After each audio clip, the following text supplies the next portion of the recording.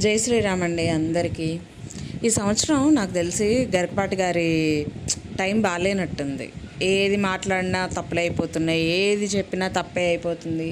ఇన్ని సంవత్సరాలు పేరు తెచ్చుకొని ఒక మంచి స్టేజ్లో నిలబడ్డ వ్యక్తి అకస్మాత్తుగా ఇంక అసలు రివర్స్ అయిపోయిందనమాట. ఎవరు పడితే వాళ్ళు మాట్లాడుతున్నారు, ఎవరు పడితే వాళ్ళు వీడియోస్ చేస్తున్నారు. ఇన్ని రోజులు కలుగులో దాక్కున్న ఎలకల్లాగా ఉండిపోయి ఇప్పుడు బయటకు వచ్చి ఇక నానా బీభత్సం నానా గోల అయితే బాగా సృష్టిస్తున్నారనమాట. అయితే గరికపాటి విషయంలో ఒకటి ప్లస్ అయితే ఒకటి మైనస్ కూడా ఉంది. ప్లస్ ఏంటంటే చాలామంది జీవితాలు ఆయన ఇచ్చిన ప్రవచనాల వల్ల మారిపోయాయి. అంటే ఇప్పుడు అత్త కోడళ్ళు తల్లి కూతుర్లలాగా ఎలా ఉండాలి, ఒక అత్తలాగా కాకుండా అమ్మలాగా చూసుకుంటే కోడలు ఎలా చూసుకుంటుంది, ఒక కోడలు కూతురులాగా చూసుకుంటే తల్లిలాగా చూసుకుంటే కోడలు ఏ విధంగా మారుతుంది, అసలు ప్రతి ఒక్కటి అత్త కోడళ్ళ రిలేషన్షిప్కి కూడా చాలా మంచి మంచి విషయాలు అయితే చెప్పారు. మంచిగా ఉండాలి, ఇలా చేస్తే మీకు ఎందుకు ఎగనెస్ట్ కారు, మీరు ఇలా ఉంటే చక్కగా కలిసిపోతారు, అది అన్యోన్య దాంపత్యం అవుతుంది అని చెప్పేసి మొగుడు పెళ్ళాల గురించి, అత్త కోడళ్ళ గురించి, తల్లి కూతుళ్ళ గురించి, అదేంటి అత్త అల్లుళ్ళ గురించి చాలా చాలా చెప్పారనమాట. అవన్నీ మంచిగా యూజ్ అయ్యాయి.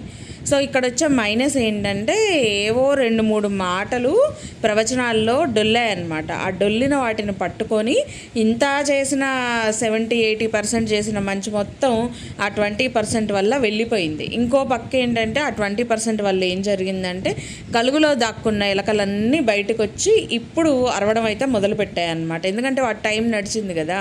సో ఒకదానికొకటి తోడవుతా వెళ్ళిపోయాయి అన్నమాట.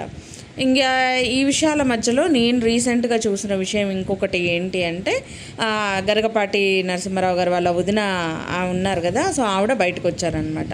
ఆవిడ బయటకు వచ్చి పాత విషయాలన్నీ తోడేసేసి ఇలా జరిగింది అంటే 1 సంవత్సరం 2 సంవత్సరాల క్రితం సొంత వదిన్నే ఎందుకు పెళ్లి చేసుకున్నారు అనే ఒక ఇది బయటకు వచ్చిందనమాట.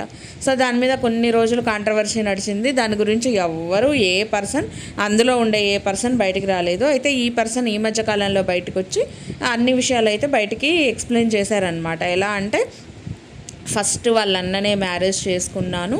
సో మ్యారేజ్ చేసుకున్న తర్వాత కొంతకాలం వరకు మాకు పిల్లలు లేరు. ఆ తర్వాత కొన్ని సమస్యల వల్ల మేమిద్దరం వాళ్ళ తమ్ముడి దగ్గరికి వెళ్ళి ఉంటే అప్పుడు ఏంటంటే ఇతనికి నేను అట్రాక్ట్ అయిపోయాను. అంటే ఇతను నన్ను అట్రాక్ట్ చేశాడు, అయ్యాను కూడా కాదులేండి, చేశాడు. మళ్ళీ ఆ చేసిన దానికి కింద కామెంట్స్ సెక్షన్లో అందరూ కూడా మీకేంటి, మీరు ఎందుకు అట్రాక్ట్ అయ్యారు, అసలు అలా ఎందుకు అట్రాక్ట్ అవుతారు, అది కరెక్ట్ కాదు కదా అని చెప్పేసి కింద అడిగారంట. అడిగిన దానికి ఆవిడ ఏం చెప్పారంటే ఇంత ప్రవచనాలు చేస్తుంటే ఇంతమంది ఆడవాళ్ళు మా వాళ్ళు అని ముందుకు వస్తారు కదా, మరి వాళ్ళందరూ ఇంతమంది ప్రవచనాలు మాట్లాడితేనే మీ అందరూ మా ఇంట్లో పర్సన్ అని ముందుకు వచ్చినప్పుడు నేనెంత మీ అందరిలో, సో నేను కూడా కొంచెమే కదా, నేను కూడా ఒక ఆడదాన్ని మీలాగానే, నేను కూడా మన అని అనుకుంటాను కదా, నా అని అనుకుంటాను కదా, సో అలానే నేను అనుకున్నాను అని చెప్పేసి ఆవిడ చెప్పారు. అసలు ఆవిడ బాధ ఆవిడ ఏదో చెప్తే కింద మళ్ళీ కామెంట్స్లో ప్రవచనాలు విన్న వాళ్ళందరూ మన అని అనుకున్నారు కానీ మొగుళ్ళను వదిలేసి రాలేదు కదా ఆయన దగ్గరికి. సో ఒక అభిమానం ఉంటే ఉండొచ్చు, వాళ్ళ మాటలు నచ్చి వాళ్ళ బుద్ధి వాళ్ళ ప్రవర్తన నచ్చితే స్నేహితుల్లాగుంటే ఉండొచ్చు. అంతేగాని వినే వాళ్ళందరితో మీరు ఎలా పోల్చుకుంటారు, అందరూ మొగుళ్ళను వదిలేసి వచ్చి నా దగ్గర ఉండలేదు కదా, అంతమందిలో మీరు ఒక్కళ్ళే ఎందుకున్నారు అలాగా, సో మీరు మాతోటి ఎందుకు పోల్చుకుంటారు అని చెప్పేసి అట్లా కూడా కామెంట్ సెక్షన్లో అడిగిన వాళ్ళు ఉన్నారు. ఇదంతా కన్ఫ్యూషన్. పాపం ఆవిడ 2-3 సార్లు ఏమో చెప్పినట్టుంది. ఇక ఆ తర్వాత వదిలేశారు. ఆ తర్వాత కూడా మళ్ళీ ఇంకా టాపిక్స్ వస్తున్నా కొద్దీ ఆవిడ కొన్ని విషయాలు బయట పెడతా ఉన్నారనమాట. ఏంటంటే నేను నా భర్తను వదిలేసి ఆయన దగ్గరకు వచ్చినప్పుడు ఆయన బృహన్నల అంటే మీకు తెలుసు కదా.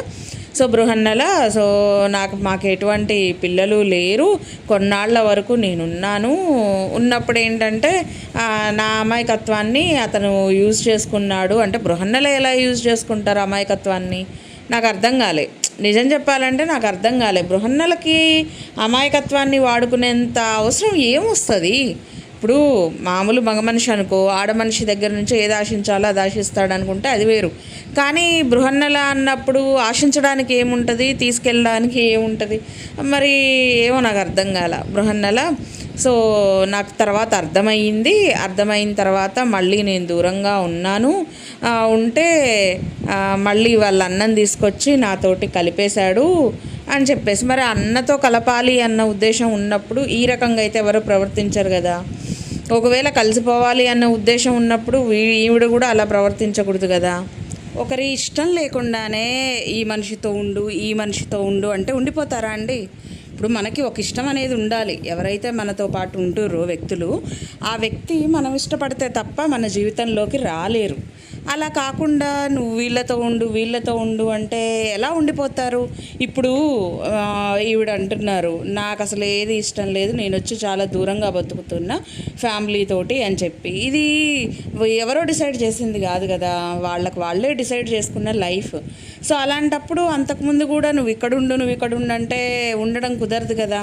సో ఇంత జరుగుతున్నా నాకు ఒక ఆశ్చర్యం ఏంటంటే, ఒక ఆడ మనిషి మీద బురద చల్లడం మగవాళ్ళకి చాలా తేలికైన పని. కొంతమందికి, అందరికీ కాదు, కొంతమందికి చాలా తేలికైన పని. సో తొందరగా చేసేస్తారు కూడా. ఆడ మనిషి తప్పు అని చెప్పి తొందరగా నిర్ధారణ కూడా చేస్తారు. అలాంటిది ఇక్కడ మగ మనిషి ఏమో చాలా సైలెంట్గా ఉంటే, మరి ఆడ మనిషి వచ్చి అది ఇదని ఎలా మాట్లాడుతున్నారో. సరే అయిపోయింది. ఇప్పుడు తను మంచిగా ఉన్నారు, వీళ్ళు మంచిగా ఉన్నారు, పిల్లలు మంచిగా ఉన్నారు, అందరు బాగున్నారు. సో ఇప్పుడు ఎందుకని వచ్చి ఇలా ఒక కాంట్రవర్సీని క్రియేట్ చేసేయడం? సరే ఇన్ని రోజులు వెలుగులోకి రాని విషయాలు ఇప్పుడు వెలుగులోకి వచ్చిన తర్వాత ఏమన్నా జరుగుద్దా? చెప్పండి, ఏమన్నా జరుగుతుందా? సో మనం అభిమానించేది వాళ్ళ పర్సనల్ క్యారెక్టర్ని కాదు. అక్కడ ఆవిడైనా ఎవరైనా తెలుసుకోవాల్సింది ఏంటంటే, జనాలు ఆదరించేది వాళ్ళ పర్సనల్ క్యారెక్టర్స్ని కాదు, వాళ్ళు చెప్పే ప్రవచనాలను మాత్రమే జనాలందరూ ఇంట్రెస్ట్గా వింటారు, నవ్వుతారు, బాధపడతారు, మారే వాళ్ళు మారతారు కూడా.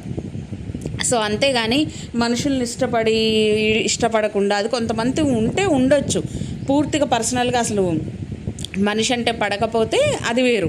కానీ ఇక్కడ జనాలు ఆదరించేది కానీ, ఆయనకు వచ్చిన పురస్కారాలు కానీ, ఇవన్నీ ఏంటంటే ఆ చెప్పే ప్రవచనాలు అందరికీ నచ్చుతున్నాయి. సో ఖచ్చితంగా అందరూ వింటారు, చాలామంది ఫాలో కూడా అవుతారు.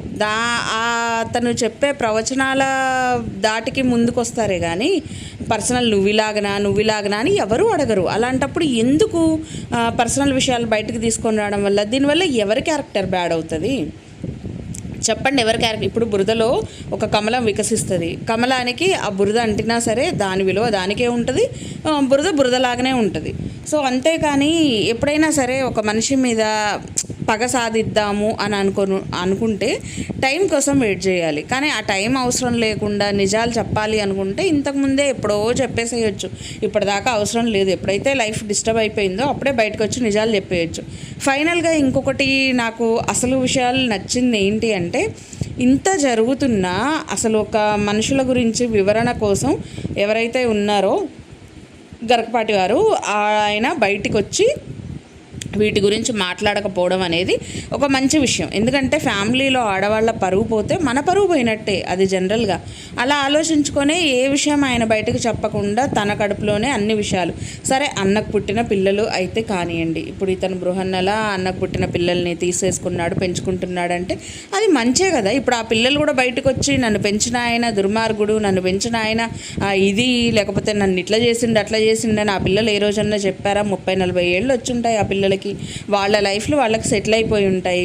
ఈ రోజున అంతలా పెంచి పెద్ద చేసి చదివించి, ఇప్పుడు మన ఇంట్లో మన అన్న పిల్లలు, తమ్ముడు పిల్లలు, వాళ్ళు వీళ్ళు ఉంటారండి. వాళ్ళకు ₹1 అంటే ఏదో ఇంటికి వచ్చినప్పుడు ఒక 500 పెట్టి బట్టలు పెట్టగలుగుతామే కానీ వాళ్ళని చదివించాలన్నా, వాళ్ళని పెంచాలన్నా, వాళ్ళ పెళ్ళిళ్ళు చేయాలన్నా ఎంత సంపాదన ఉండాలండి. ఆ సంపాదన లేనప్పుడు మనం ఆ బాధ్యతను మన నెత్తి మీద వేసుకోగలుగుతామా? అసలు ముందు మన పిల్లలు కాకుండా వేరే వాళ్ళ పిల్లలకి మనం ₹1 పెట్టగలుగుతామా? వేరే వాళ్ళంటే వేరే అని కాదండి, మన ఇంట్లో మనకు తోడబుట్టిన వాళ్ళ పిల్లలకే మనం పెట్టలేని పరిస్థితులు ఉంటాయి. ఒక్కొక్కసారి మన చేతులు కట్టేస్తాయి, మన అవసరాలను బట్టి చేతులు కట్టేస్తాయి. అలాంటి టైంలో వాళ్ళని పెంచడమే కాకుండా, చదివించడమే కాకుండా, పెళ్ళిళ్ళు చేయడమే కాకుండా, ఉద్యోగాల్లో ఉంచడమే కాకుండా, ఇన్ని రోజులు వాళ్ళు ఒక్క మాట కూడా మనిషి మీద అనలేదంటే ఆలోచించాలి కదా. ఇప్పుడు ఎవరో ఒకళ్ళు వచ్చి చెప్పినంత మాత్రాన వాళ్ళు చెప్పినవన్నీ నిజాలు, వీళ్ళు చెప్పినవన్నీ అబద్ధాలు అనడానికి లేదు. సరే ఫైనల్గా జనాల దృష్టిలో వాళ్ళని బ్యాడ్ చేయాలని చూసినా జనాలు అభిమానించేది ప్రవచనాలని. ప్రవచనాలు ఏ రోజు బ్యాడ్ కావు, అవి ఏ రోజు ఇది కావు. ఇంకా 4 రోజులకైనా ఆయన వచ్చి చెప్తే ప్రవచనాలు వినడానికి అందరం రెడీగానే ఉంటాము. కాకపోతే బురద అనేది మనం పక్క వాళ్ళకి పూస్తున్నామా, మనకు మనమే పూసుకుంటున్నామా అనేది కూడా తెలవాలి కొంచెం. సో అందుకని నేను ఈ వీడియో చేశాను. ఈ వీడియోలో నేను ఎవరిని ఇబ్బంది పెట్టడానికో లేకపోతే ఇంకొకళ్ళని అనడానికో కాదు, ఒక మామూలు వర్షన్ అంటే జనాల వర్షన్లో నేను ఎక్స్ప్లెయిన్ అయితే చేయాలని అనుకున్నాను. సో అందుకని నేను ఇప్పుడు ఈ వీడియో అయితే తీయాల్సి వచ్చిందనమాట. అది కూడా చూసి ఆ షార్ట్స్ బొచ్చడు షార్ట్స్ వస్తున్నాయి, విసుగు పుట్టి ఇంకా మాట్లాడాలి అని చెప్పి నేను ఇప్పుడు ఈ వీడియో అయితే చేస్తున్నాను. సో ఈ వీడియో కనుక మీ అందరికీ నచ్చినట్టయితే లైక్ చేయండి, షేర్ చేయండి, అలాగే సబ్స్క్రైబ్ చేసుకొని పక్కనే ఉన్న బెల్ కూడా కొట్టేయండి. అప్పుడే నేను చేసే వీడియో నోటిఫికేషన్స్ మీ దాకా వస్తాయి. Thank you so much for watching. ఇంకో మంచి వీడియోతో మీ ముందుకు వచ్చేస్తాను. బాయ్.